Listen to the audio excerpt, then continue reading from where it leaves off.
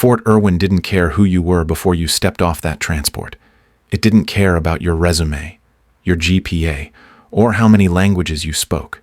The desert heat leveled everyone. By 08:15 on day one, boots hit dirt, sun beat down, and names were forgotten unless you gave them a reason not to be. Lieutenant Sarah Doyle didn't. She was small, even by Army standards. 5'4", maybe 115 pounds soaking wet, with a pale complexion and eyes too quiet to command a room. Her uniform was technically correct, but her name tape sat a little crooked, like it had been slapped on in a hurry. That crooked tag was the first thing people noticed. The second was the notebook she carried in her hand. Not a tactical manual or mission folder, just a thick, dog-eared notebook with fine ruled pages and the edges worn soft. She wrote in it constantly, head down, not bothering to make eye contact with anyone. By 08:45, someone called her clipboard warrior. By 09:0, it had evolved to paper soldier. The name stuck. She didn't argue. When the platoon lined up to receive initial briefings from Sergeant Rollins, she stood silent, chin tucked just low enough to seem timid. Rollins didn't hide his skepticism. He glanced at her boots, still too clean for the terrain, then at the notebook in her hand. He spoke without turning. Looks like command sent us a file clerk. Hope she brought enough paper. Someone laughed. Maybe the guy to her left, broad-shouldered.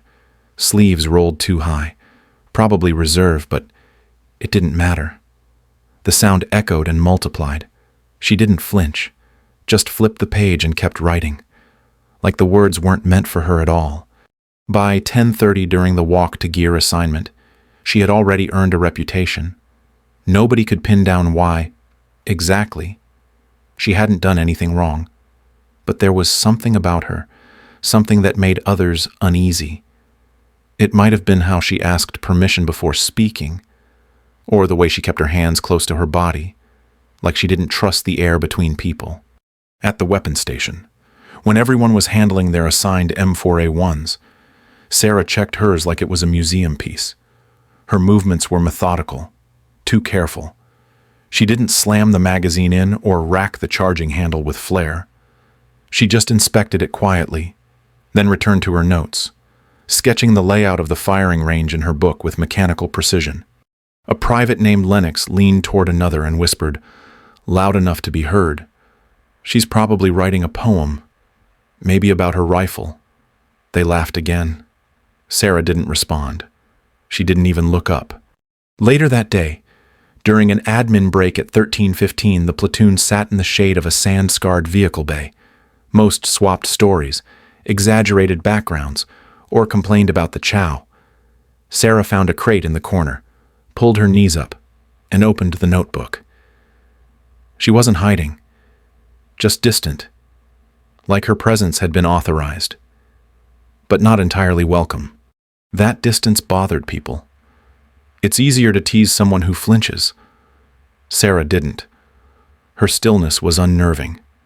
At 14:00, Sergeant Rollins passed her by again, this time without comment, but his eyes lingered longer than before. He didn't like not knowing what she was thinking. By 15:30, dust coated everything. Her boots weren't clean anymore. Her collar had loosened slightly, and sweat streaked the side of her face. She still hadn't said more than 10 words to anyone, but she'd written dozens of pages. At 17:00, as the sun dipped below the ridgeline, the group assembled for briefing, one by one.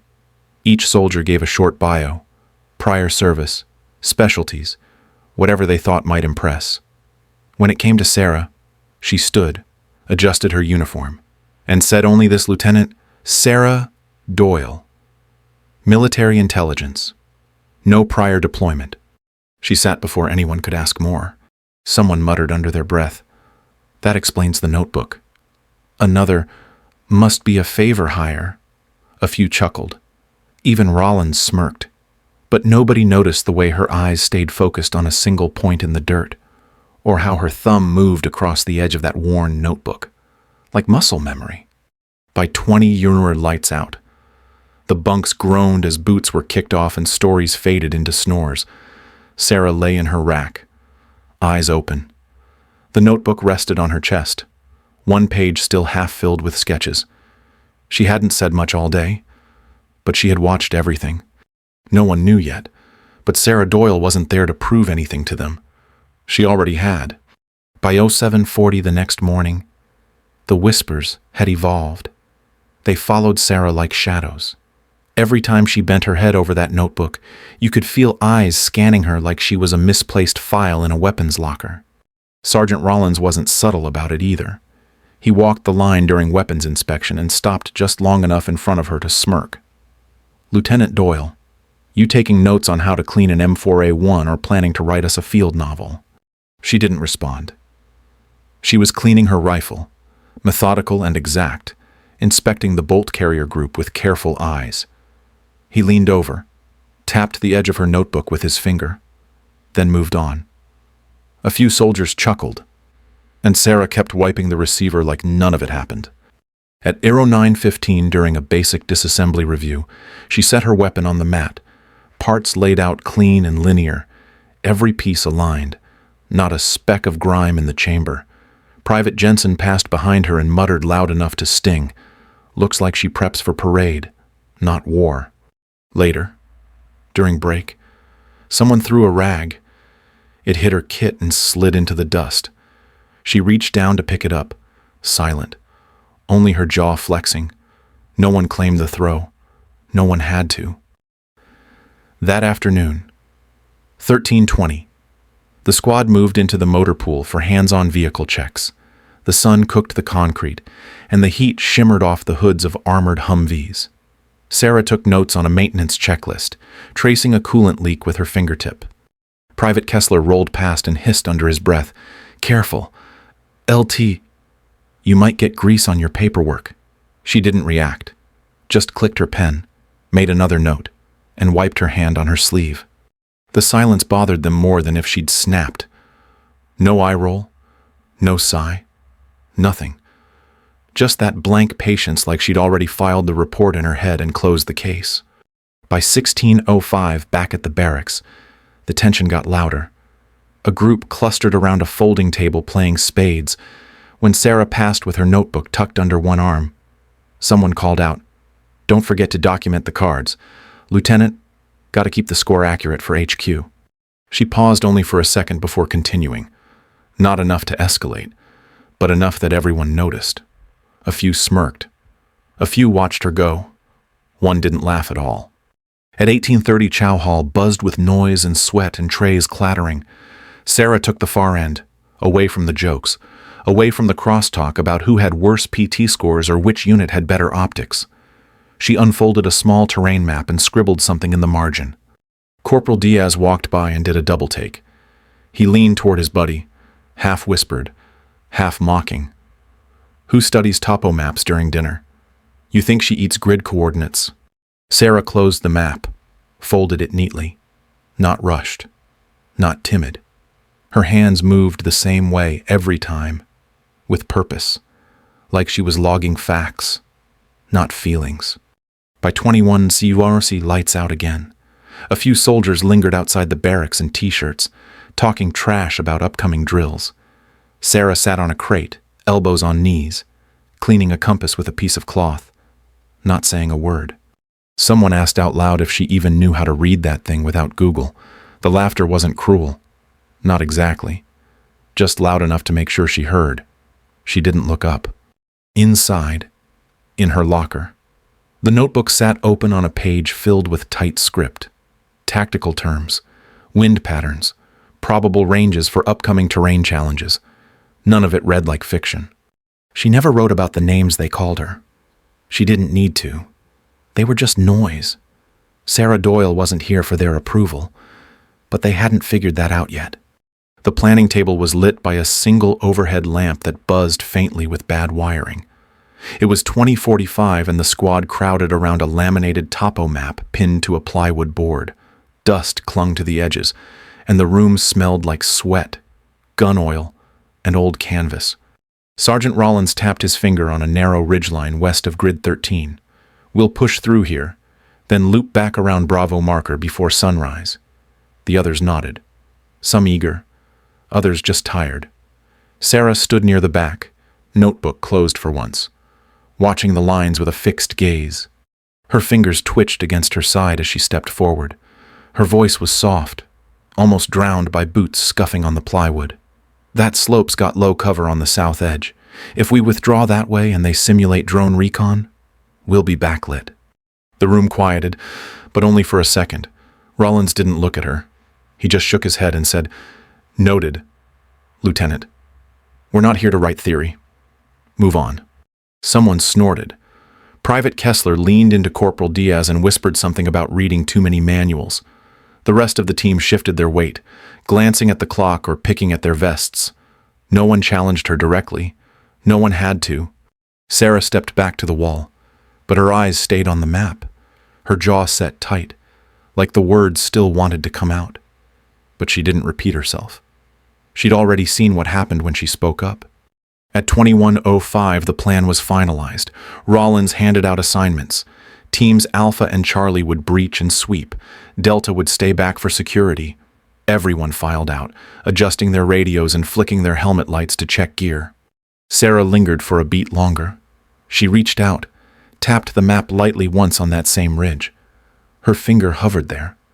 Then she stepped away without a word. Nobody saw her jot a small note in the margin of her notebook later that night, but it was there. Single line, ridge, south slope, thermal risk. She didn't argue the plan.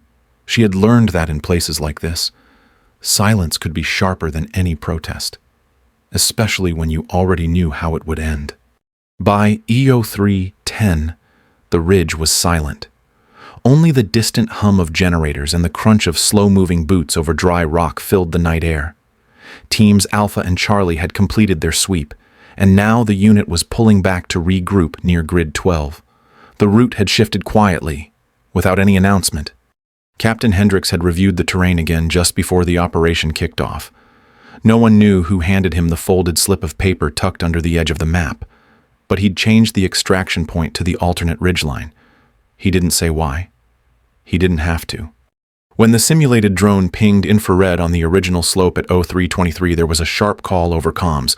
All units hold. Alpha and a reroute via Bravo Ridge. The tone was tight but calm. Just training, they said. Just a test. Sarah was in the rear element. Radio pressed close to her vest. She didn't react when the call came through.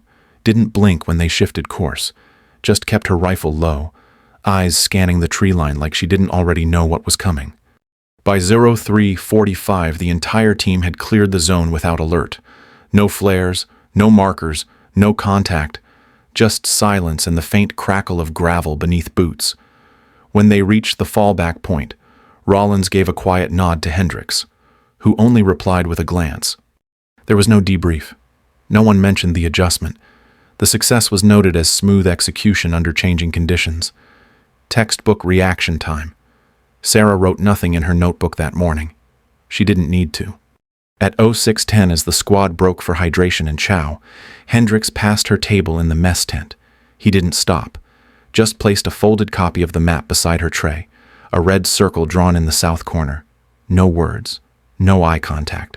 Sarah looked at it once, then folded it again and slipped it into her notebook. Her spoon kept moving. Her shoulders didn't shift, but something in the air had changed. And not a single person dared call her paper soldier after that. Not that day. Not out loud.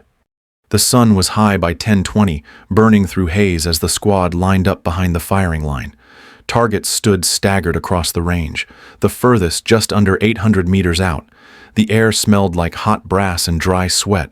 Rifles lay propped on sandbags, each soldier waiting for their turn under the eyes of Captain Hendricks and Sergeant Rollins. Most were issued standard M4A1s, some opting for the heavier M16A4 with ACOG optics. The goal was 5 shots on target clean hits under simulated wind stress. Few succeeded. Most clipped metal frames or sent dust popping around the berms. Private Diaz went first, landing 2 solid strikes at 500 but missing everything beyond. Kessler followed, compensating for wind drift but still wide by inches. The laughter was light, nerves crackling. It wasn't a test that punished you on paper, just one that made you look foolish in front of everyone. Sarah stood near the rear of the line, helmet off, notebook tucked away for once. She scanned the targets, eyes narrowed, then stepped forward without waiting for a cue. Captain Hendricks raised an eyebrow. "Lieutenant, permission to use the M110, sir." Her voice was quiet but certain. Hendricks hesitated. The M110 semi-automatic sniper system wasn't issued lightly. Weighed nearly 15 pounds loaded, kicked harder than most of them were used to. He nodded slowly. "Go ahead. Let's see what you've got." The reaction behind her was immediate. Diaz made a choking sound. Jensen laughed. "You can barely carry that thing. Doyle, you trying to dislocate your shoulder?" She ignored them. Moved toward the long table where the M110 rested in its foam-lined case, checked the chamber, inserted the 7.62 magazine with clean precision, set the rifle down on its bipod and adjusted the optic. Not a single wasted movement. By now, a small crowd had formed behind her. Even Rollins wandered closer, arms crossed, skeptical but curious. Sarah lay prone, cheek pressed to the stock, breath slowing. At 10:34, she chambered the first round. The bolt locked with a clean click. Behind her, the joking continued. Someone whispered odds. Someone else bet she'd miss all 5. Captain Hendricks said nothing. He just watched. Sarah didn't look up. She adjusted for wind using the flags posted on the right side berm, took one breath in, held. The range went still. The trigger broke like glass. The first shot rang out, a flat crack across the range. They hadn't expected what came next, but by the time the scope glass cooled, everything was already in motion. The first target dropped before anyone registered the impact. Steel rang with a clean metallic snap at 800 meters. No dust, no ricochet, just a dead-on strike. Center mass. Someone in the back exhaled too loud, and the group fell silent. Sarah didn't move. She realigned, shifted just a fraction of her shoulder against the ground. Her breathing stayed even. Second round fired at 10:36. Same result. Another target dropped, the hit cleaner than the last. No wasted recoil. No show. By the third shot, nobody was talking. Captain Hendricks leaned in, his clipboard forgotten at his side. Sergeant Rollins squinted through binoculars, eyes narrowing at the growing pile of truth stacking out past the sand berms. Sarah's fourth round cut the wind with precision, hit just below the target's collar, exactly where you'd place it to end a firefight before it started. The steel shook once, rocked back on its post, then settled still. Rollins lowered his glasses. No one laughed now. No one smirked. Even the smart remarks froze mid-thought. She paused before the fifth shot, not for effect, just long enough to let the wind settle again. Her fingers brushed the bolt, chambered the round with the same mechanical calm. At 10:38, she fired. The fifth target spun off its post, sheared clean through the left shoulder plate. The steel arm clanged as it bounced into the dust. Sarah slowly sat up, pulled the magazine, and cleared the chamber with deliberate control. She didn't look at anyone. Instead, she stood, reset the rifle in its case, then walked back across the gravel. Boots quiet, expression unreadable. The same notebook was still tucked under her left arm, untouched since she'd picked up the weapon. As she passed Captain Hendricks, he said nothing, just watched her go. One hand rested near his belt, the other reached for his phone. A moment later, he took a photo of the score sheet still pinned to the range board. Sarah kept walking. Behind her, Diaz stared at the targets. Jensen rubbed the back of his neck like he didn't know what to do with his hands. Rollins finally spoke. Low, controlled, not bad. She didn't answer. By 10:45, the crowd had broken up. The heat returned, but something hung in the air, heavier than dust or smoke. For the first time since she arrived, no one called her paper soldier. Not that day. Not again. Evening came with cooler wind and the kind of silence that settles after a hard day. The fire pit crackled near the edge of the barracks yard.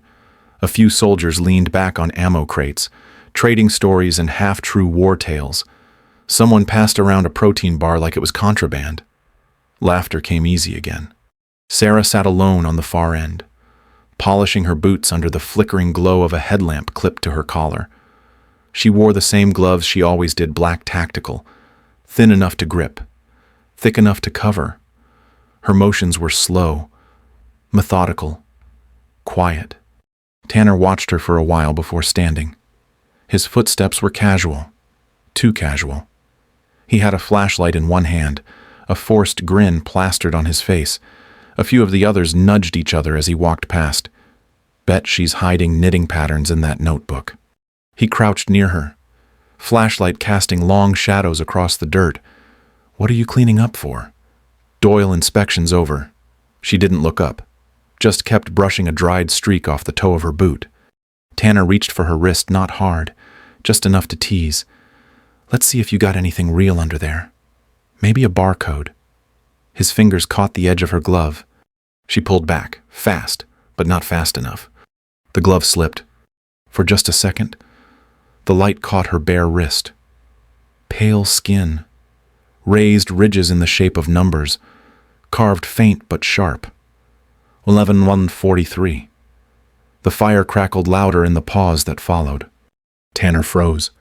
The others leaned forward. Nobody spoke. Not at first. The mark wasn't decorative, wasn't a tattoo. It looked surgical, scarred, intentional. Sergeant Rollins stood nearby, hands in his pockets, and didn't move. But his eyes locked on that number like it rang a bell deep in the back of his mind. Sarah slowly pulled the glove back on. No rush, no panic. Then she stood, picked up her boots, and walked past the fire without a word. Her shadow stretched long behind her. No one followed. No one joked. At 06:25 the next morning, the camp was already moving. Boots scraped against gravel, cots folded, radios buzzed. Sergeant Rollins reviewed rosters with a clipboard tucked under his arm. The mood was routine, at least on the surface. Then a black SUV rolled in from the access road. No markings, no dust trail, just quiet momentum. It came to a stop near the command tent, engine idling low. The doors didn't open right away. When they did, a tall man in pressed fatigues stepped out. Colonel West. No introduction, no small talk. His name wasn't used often, but everyone knew it. Head of Advanced Combat Evaluation. Direct liaison to Special Operations Command. He walked with intent toward the briefing tent. On the way, he passed the fire pit where a few soldiers lingered, still talking about the glove incident from the night before. His eyes swept the space, scanning faces until they stopped on Sarah. He didn't call her out, just looked once at her wrist, then back to her eyes. Quiet recognition passed between them. Inside the tent, he waited until the flap closed before speaking. Captain Hendricks stood beside him. Rollins stayed silent in the back. West's voice was calm but clipped. "I saw the mark." Hendricks nodded once. "So did I." Same format, same placement. West set down a folder. Thin, black seal stamped on the front, the type not kept in digital logs. That number, 11-1-43. We logged it 3 years ago. Syria. Phantom unit. Technically dissolved after the Aleppo corridor collapsed. No survivors on record. Rollins shifted his weight. "Wait, you're saying she was in that?" West didn't answer directly. He flipped open the folder to a page with a single blurred photo. A figure half covered in dust and blood, dragging a wounded Marine behind a low wall. No name, just coordinates. He closed the file. Some missions leave paper trails, others leave ghosts. Back outside, Sarah finished her coffee, untouched by the conversation. Her gloves were back on, her gaze steady. Nobody approached her as she passed the range later that morning. But from then on, they watched her differently.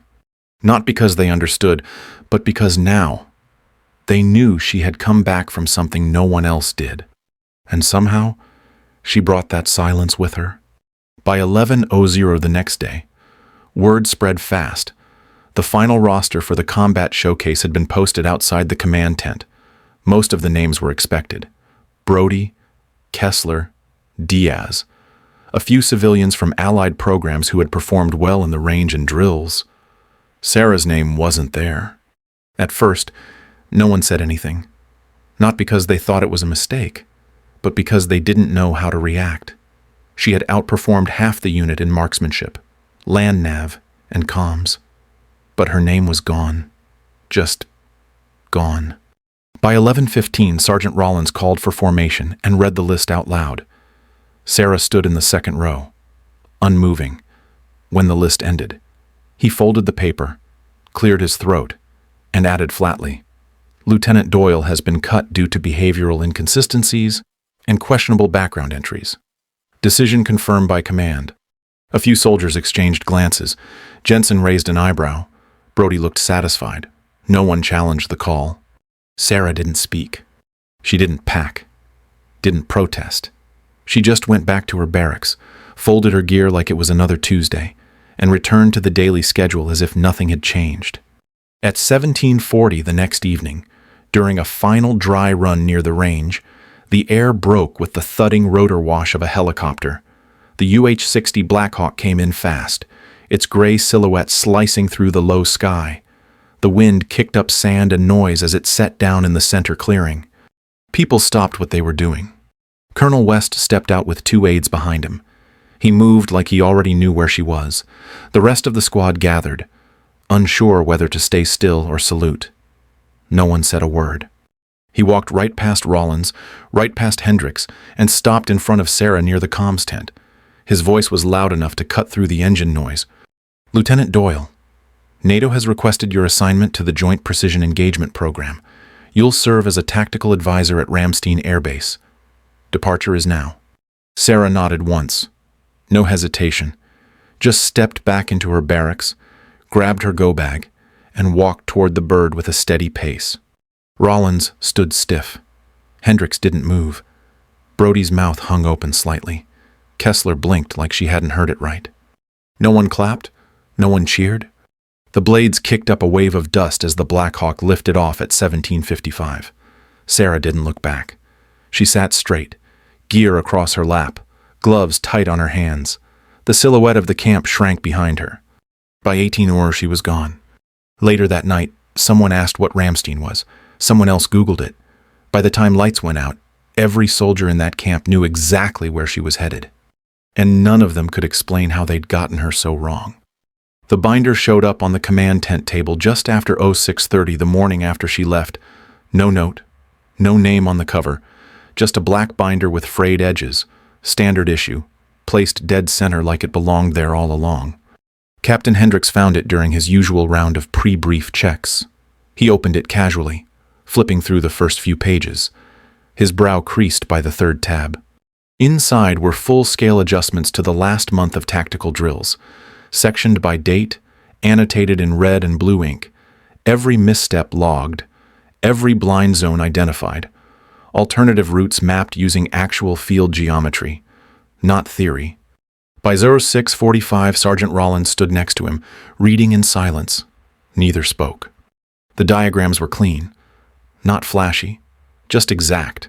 Pages covered movement formations, fire team spacing, radio sequencing, perimeter breaches, real scenarios, all based on what they had done, all improved with precise corrections.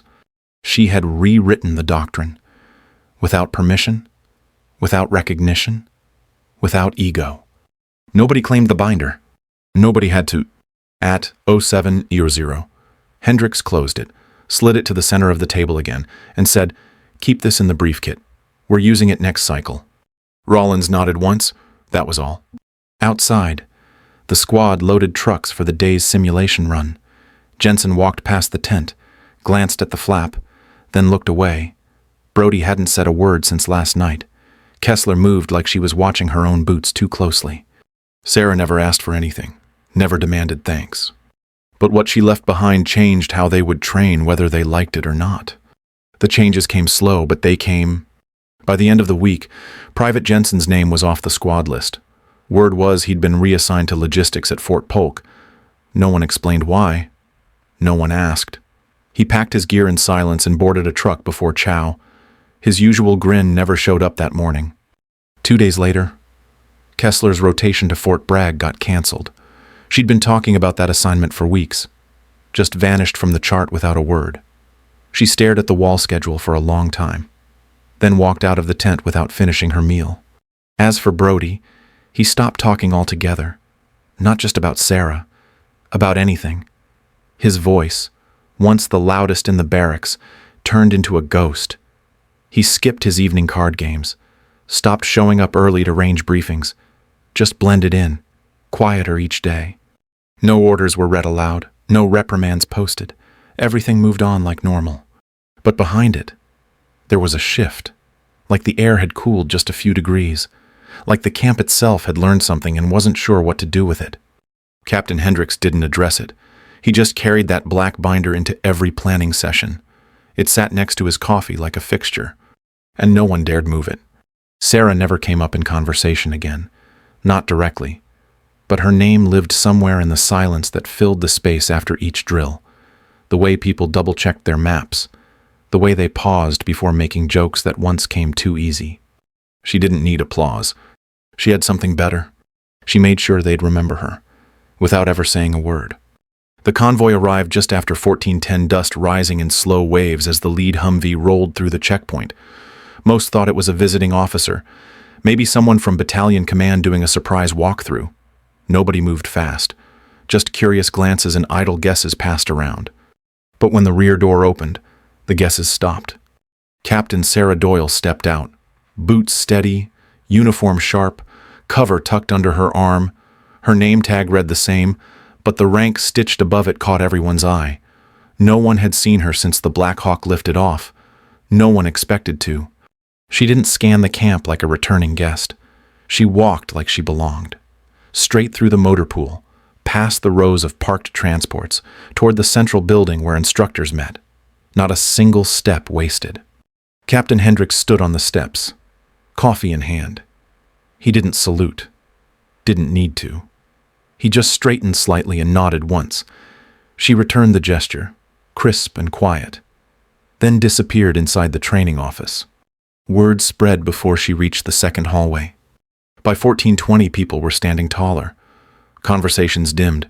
The same soldiers who once dismissed her now watched from behind corners, boots planted but uncertain. She didn't call anyone out. Didn't look around to see who recognized her. She had no interest in who stared or whispered. Her role was official now: instructor for Joint Precision Engagement, NATO liaison, advanced sniper doctrine, the kind of title that didn't require explanation, just competence. By 15:00, her name appeared on the updated command roster outside the office, right under captain, right above lead advisor. Nobody asked questions. Nobody needed to. The camp hadn't changed much. Same dust, same fire pits, same faded field maps tacked to the briefing wall, but something in the way people stepped aside told the truth. She was back, not to settle a score, but to raise the bar. It was late afternoon when the question came. The sun hung low over the range, casting long shadows across the gravel. Training had wrapped, targets reset, gear stowed. A few of the newer recruits lingered near the bleachers, still buzzing from the day's session. Captain Doyle stood beside the shooting bench, inspecting a student's spotting notes. Her sleeves were rolled up halfway, exposing just enough of her wrist to catch the light. The number was visible again, not front and center. Just there. Quiet.